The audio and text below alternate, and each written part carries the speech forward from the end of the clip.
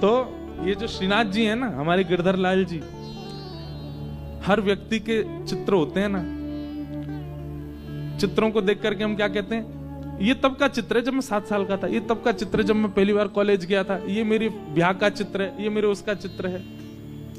पर ये जो ठाकुर जी का चित्र है, ये किशोरी जी को निहारते हुए ठाकुर जी का चित्र है। किशोरी जी को देख रहे हैं लाल जी। इसलिए सबको ठाकुर जी के कई रूप प्रिय हों, पर श्री जी को तो यही रूप प्रिय है ठाकुर जी का।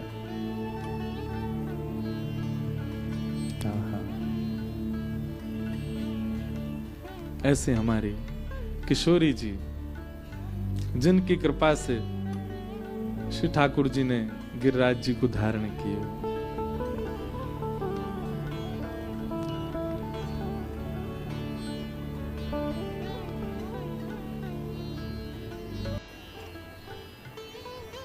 कुंजन कुंजन बिहरत दो, कुंजन कुंजन बिहरत दो, और यमुना जल खोड़ी,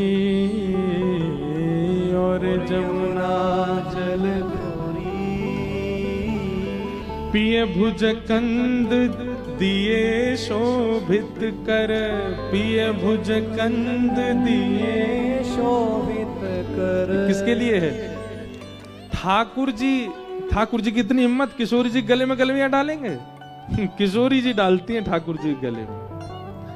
पिय भुज कंद, अब यहां पर अगर ठाकुर जी ने कंधे में हाथ रखा होता तो प्रिया भुज कंद, पर पिय भुज कंद दिए शोभित कर, पिय भुज कंद दिए शोभित कर। कैसे लग रहे हैं दोनों? बोले घनी दामिनी दुत जोरी, घनी दामिनी जोरी। जैसे घने बादल, और घने बादलों में बीच बीच में जैसे बिजली कड़कती है, तो बादलों का वर्ण तो है श्याम और बिजली का वर्ण है श्वेत। तो ऐसे ही लग रहे हैं मानो एक तरफ तो घनघोर बादल के स्वरूप में श्री ठाकुर जी, और बीच बीच में ऐसे गले में गलवैयां डाल करके किशोरी जी मानो जैसे दामनी दमक रही हो, ऐसे ठाकुर जी चल रहे हैं। ब्रज में रतन राधिका गोरी, ब्रज में रतन राधिका गोरी। भजन गाने की जरूरत ही नहीं, हमारे ब्रज के साहित्यों ने, रसिकों ने इतना गाया है, इतना गाया है, इनकी वाणी को ही गा दिया जाए, इन्हीं के भाव ही सुना दिए जाए, अद्भुत है। एक कृष्णदास जी का पद है, भगवान के अष्ट सखाओं में से एक सखा। तो इस प्रकार ठाकुर जी ने गिरिराज जी धारण किए, और 7 दिन, अब यहाँ गर्ग संहिता की कथा ऐसी आती है कि श्री ठाकुर जी ने जैसे गिरिराज जी पधराए तो सब ब्रजवासी बोले, यशोदा मैया, नंद बाबा, एक तो तुम्हारो लाला इतनो बलवान, वो तो इकन्नी उंगली पे गिरिराज जी धारण करे, पर वृषभानु जी और कीर्ति मैया, तुम्हारी लाला तो वातु बल, तुम्हारी लाली तो वातु बलवान, वो तो आंखन पे ही धारण कर ले। बोले कहा करें? बोले इन दोनों को ब्याह कर दो। तब गर्ग संहिता में, ब्रह्म वैवर्त पुराण में, हमारे ब्रज के कई साहित्यों में फिर किशोरी जी के ठाकुर जी के विवाह का प्रसंग आया। ठाकुर जी से किशोरी जी का ब्याह हुआ, पर भागवत में उसका वर्णन नहीं हुआ। क्यों? श्रीमद् भागवत जो है सार्वजनिक एक प्रकार से वाणी है व्यास जी की, और सबका अंतरंग भाव समझना मुश्किल होगा, इसलिए यहां पर किशोरी जी का नाम भी नहीं है पूरी भागवत में। उसके पीछे कथा बताते हैं कि सुखदेव जी कौन है? ये किशोरी जी के ही सुख पक्षी हैं। सुखदेव जी ने पहले ही ध्यान करके बैठे कि किशोरी जी का नाम बोलना नहीं है। क्यों? श्री सुख मूर्छित भय मास शठ, 6 महीने की समाधि में जाते हैं शुक्राचार्य जी अगर किशोरी जी का नाम ले लेते हैं तो। परीक्षित के पास 7 ही दिन बचे हैं, इसलिए शुक्राचार्य जी ने किशोरी जी का नाम ही उद्धृत नहीं किया भागवत में।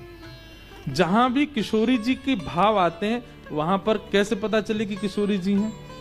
तो बहुवचन और एक वचन से पता चलता है।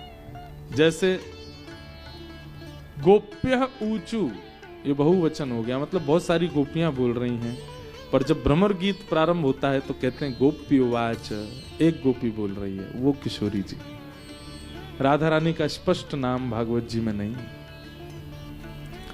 अपना नाम, गुरु का नाम, अपने एक पुत्र का नाम, अपने प्रिय का नाम, कुछ ऐसे नाम है इनका स्पष्ट उच्चारण नहीं करना चाहिए। अपना नाम सबसे पहले तो अपना नाम बार बार नहीं बोलना चाहिए। अपने प्रिय का नाम, जैसे माताएं तो बोलती नहीं पति का नाम, तो पति को भी नहीं बोलना चाहिए माताओं का नाम। प्रेम जिससे हो, प्रीति जिससे हो, उसका स्पष्ट नाम नहीं बोलना चाहिए। माताएं जो अपने पतिदेव को जैसे भी बुलाती हैं, ये कोई व्यवहारिक बात नहीं है, ये शास्त्रीय बात है कि नहीं बोलना चाहिए नाम।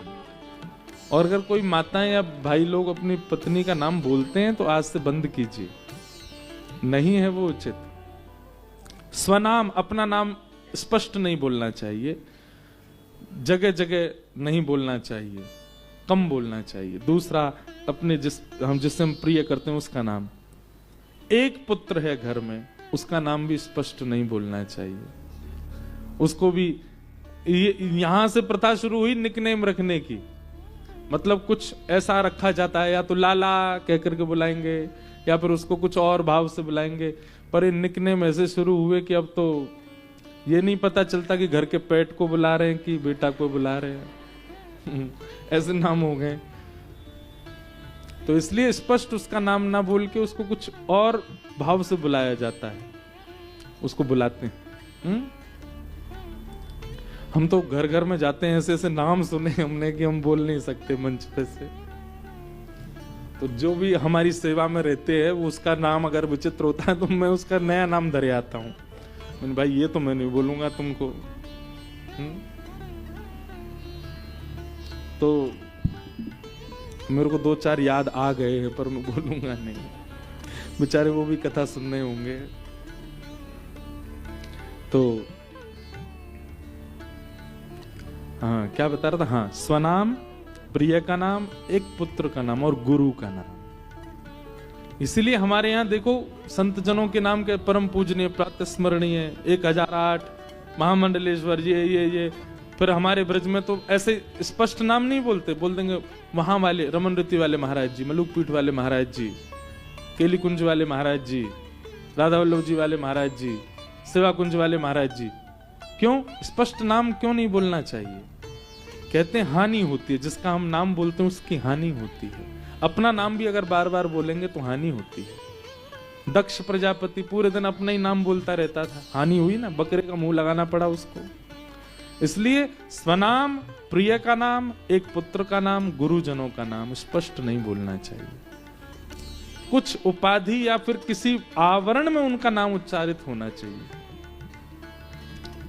इसलिए हमारी किशोरी जी का स्पष्ट नाम भागवत में प्रकट नहीं है। लेकिन एक और बात, अब देखो ये रहस्य है। एक जगह तो किशोरी जी का पता कैसे चलेगा? एक वचन से। अगर गोपी उवाच कहीं लिखा है तो मतलब किशोरी जी बोल रही हैं। एक ही बार लिखा है बस ब्रह्मर गीत में।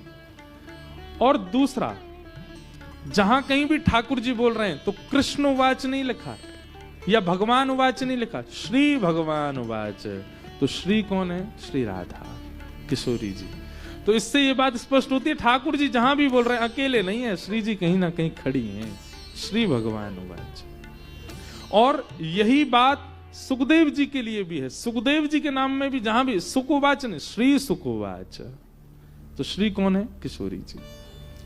तो जो भागवत के पाठक हों वो इस रूप से कहीं भी श्री शब्द देखें और एक वचन में गोपी शब्द देखें तो समझ जाना ये किशोरी जी हैं। तो इस प्रकार गोवर्धन लीला हुई।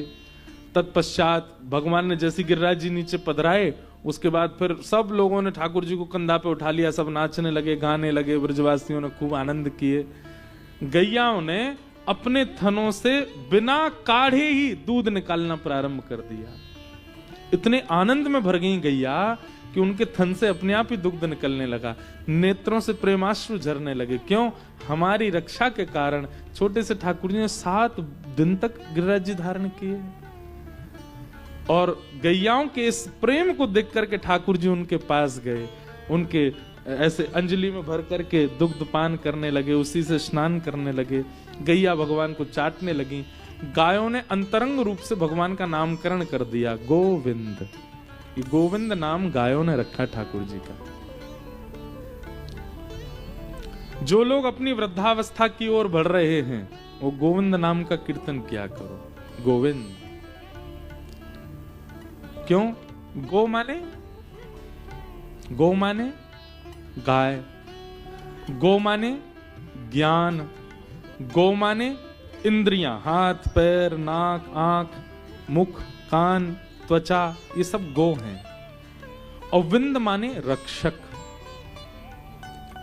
हमारी ज्ञान के रक्षक, हमारी इंद्रियों के रक्षक, गायों के रक्षक जो हैं उनको गोविंद कहते हैं। आज हमारे नाश का कारण इंद्रियां बनती हैं, क्योंकि इनके ऊपर कोई रक्षक नहीं है। हम जो चाहते हैं खिला देते हैं, जो चाहते हैं दिखा देते हैं, जहां चाहते हैं स्पर्श कर लेते हैं, जिसको चाहते हैं सब स्वीकार करते हैं। इसलिए इन समस्त इंद्रियों के रक्षक गोविंद बने। इसलिए गोविंद नाम का उच्चारण करते रहा कीजिए, गोविंद गोविंद गोविंद गोविंद गोविंद। तो इससे क्या होगा? इंद्रियां आपकी एकाग्र होनी शुरू होंगी। जो इंद्रियां बहुत विचलित हैं, जिनकी इंद्रियां बिल्कुल वश में नहीं है, वो गोविंद नाम का उच्चारण करो। और धीरे धीरे आप अगर वृद्धावस्था की ओर जा रहे हो तो भी गोविंद नाम का स्मरण करो। क्यों? इंद्रियां अब शिथिल हो रही हैं, तो हे ठाकुर जी आप रक्षा करो। तो गोविंद नाम रखा गया। एकादशी व्रत की कथा सुनाई गई।